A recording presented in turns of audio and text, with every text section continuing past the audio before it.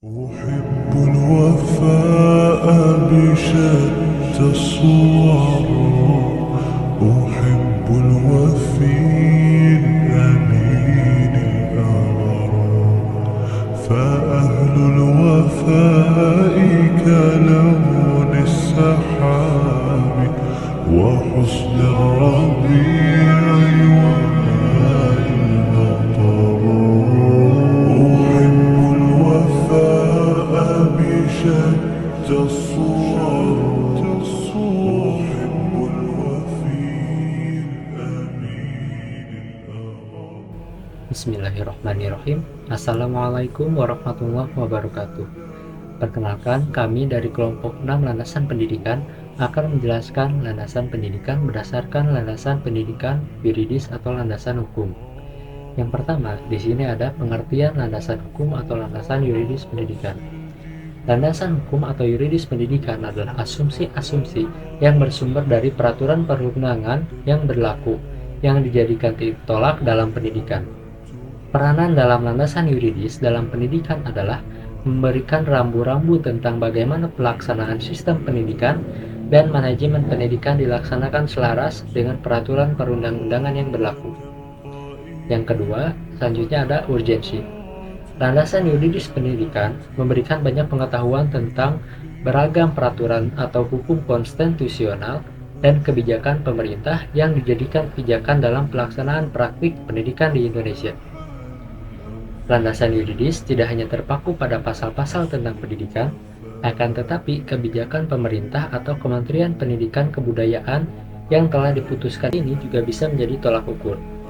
Melalui pengetahuan yang mendalam tentang landasan yuridis pendidikan, mahasiswa keguruan dan kependidikan akan memiliki pegangan yang kuat dalam melaksanakan praktik pendidikan kelak, baik sebagai pendidik maupun tenaga kependidikan.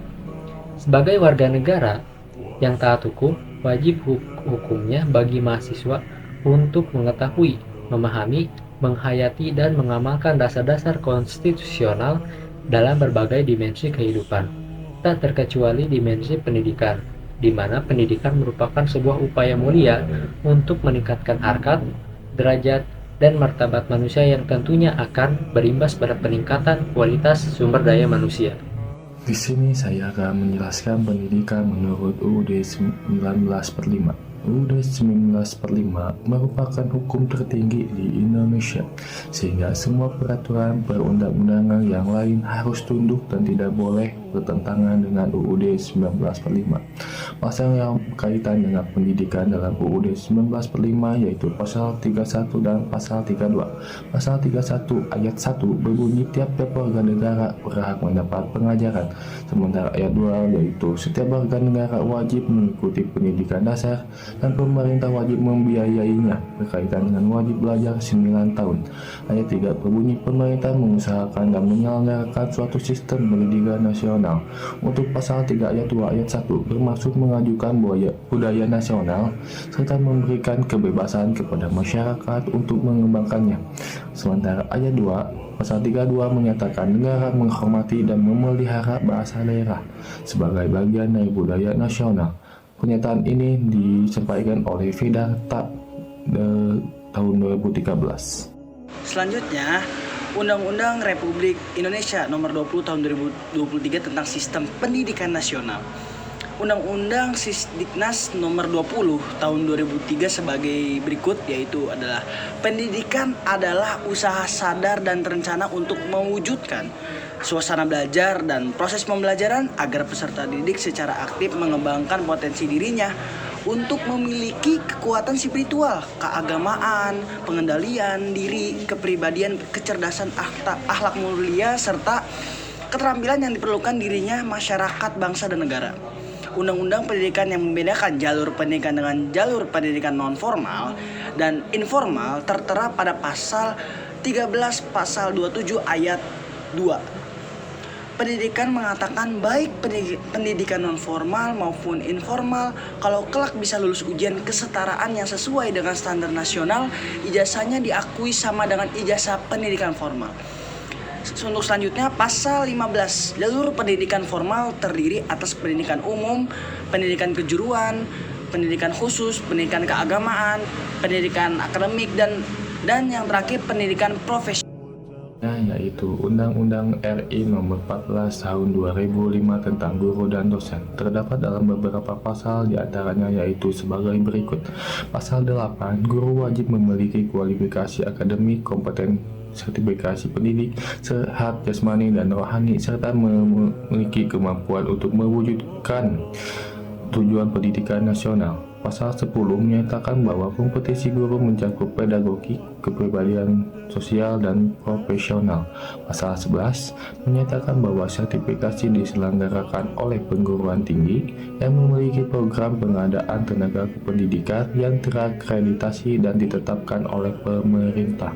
Pasal 24 menentukan tentang pengangkatan guru, guru pendidikan menengah dan pendidikan khusus tingkat ditempatkan, dipindahkan, dan diberhentikan oleh pemerintah provinsi. Sedangkan untuk guru pendidikan dasar dan usia dini dilakukan oleh pemerintah kabupaten atau kota. Pasal 42 menguraikan tentang organisasi profesi guru yang memiliki wewenang sebagai berikut. 1. Menetapkan dan menegakkan etik guru. 2. Memberikan bantuan hukum pada guru. 3. Memberikan perlindungan profesi guru. 4. Melakukan pembinaan. 5. Pengembangan profesi guru, dan terakhir memajukan pendidikan nasional. Baik, selanjutnya ada pasal 46.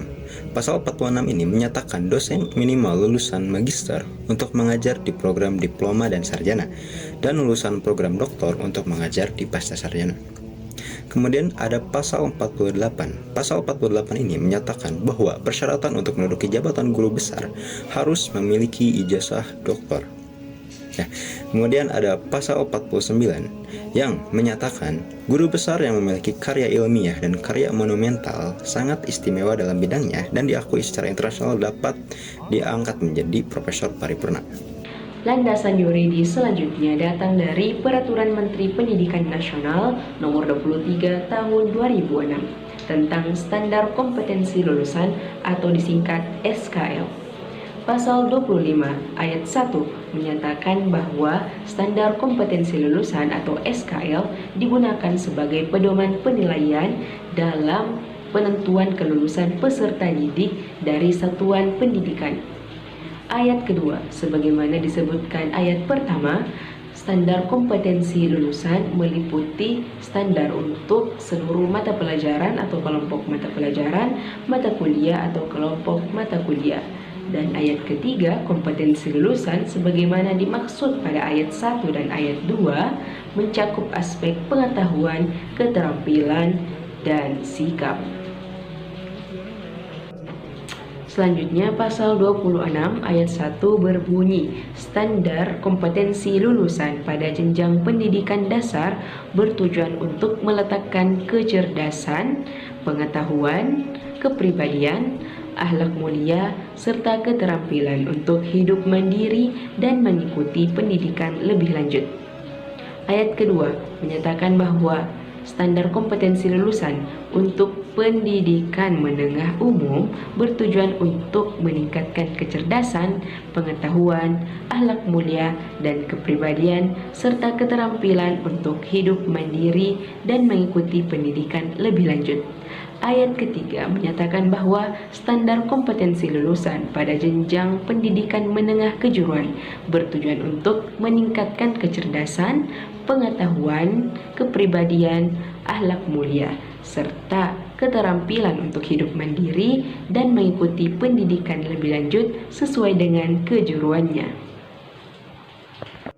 Pasal 27 ayat 1 menyatakan bahwa standar kompetensi lulusan pendidikan dasar, pendidikan menengah, dan pendidikan non-formal dikembangkan oleh Badan Standar Nasional Pendidikan dan ditetapkan dengan Peraturan Menteri. Oke, selanjutnya di sini ada PPRI No. 19 tahun 2005. Nah, yang pertama itu ada pasal 5. Ini tuh berisi tentang kriteria mengenai ruang lingkup materi dan tingkat kompetensi untuk mencapai kompetensi lulusan pada jenjang dan jenis pendidikan tertentu gitu. Terus selanjutnya ada pasal 19. Nah, standar nasional pendidikan yang berkaitan dengan pelaksanaan pembelajaran pada suatu pendidikan untuk mencapai standar kompetensi lulusan gitu. Terus selanjutnya ada pasal 25. Nah, ini tuh digunakan sebagai pedoman penilaian dalam penentuan kelulusan peserta didik dari satuan pendidikan. Baik, kemudian ada kebijakan Kemdikbud tentang program guru pembelajar.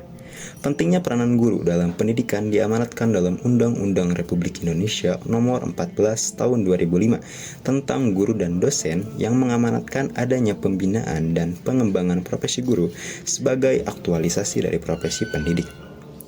Peningkatan kompetensi guru pembelajar merupakan proses penyelenggaraan kegiatan belajar mengajar dalam rangka meningkatkan kemampuan dan kompetensi guru dalam melaksanakan tugas profesinya. Program peningkatan kompetensi guru pembelajar secara umum bertujuan untuk meningkatkan kompetensi guru baik pedagogik maupun profesional, serta memiliki performa sebagai pendidik dan pemimpin bagi peserta didiknya, menjadi contoh tentang ketangguhan, optimisme, dan keceriaan bagi peserta didiknya melalui berbagai media. Oke, selanjutnya ada kebijakan Kemendikbud tentang penguatan pendidikan karakter gitu.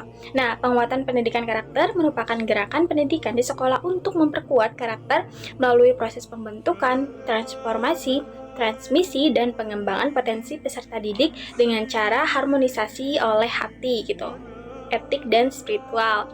Nah, tujuan adanya PPK ini atau penguatan pendidikan karakter ini yaitu gerakan penguatan pendidik tujuan sebagai berikut gitu. A. Mengembangkan platform pendidikan nasional yang melet karakter sebagai jima atau generator utama penyelenggaraan. Terus yang kedua itu membangun dan membekali generasi emas Indonesia 2045 perubahan di masa depan dengan keterampilan abad 21 gitu. Lalu ada implementasi PPK gitu. Implementasi penguatan pendidikan karakter itu dapat dilakukan dengan 3 pendekatan utama, yaitu berbasis kelas, berbasis budaya sekolah, dan berbasis masyarakat. Nah, kegiatan pendekatan ini saling terkait dengan merupakan salah satu kesatuan yang utuh gitu. Pendekatan ini dapat membantu satuan pendidikan dalam merancang dan mengimplementasikan program dan kegiatan penguatan pendidikan karakter tersebut. Kebijakan Kemendikbud tentang Gerakan Literasi Nasional atau yang kita sebut GLS merupakan upaya untuk menyinergikan semua potensi serta memperluas keterlibatan publik dalam pengembangan budaya literasi. Gerakan literasi bertujuan untuk menumbuh kembangkan budaya literasi pada ekosistem pendidikan mulai dari keluarga, sekolah, dan masyarakat dalam rangka pembelajaran sepanjang hayat sebagai upaya untuk meningkatkan kualitas hidup.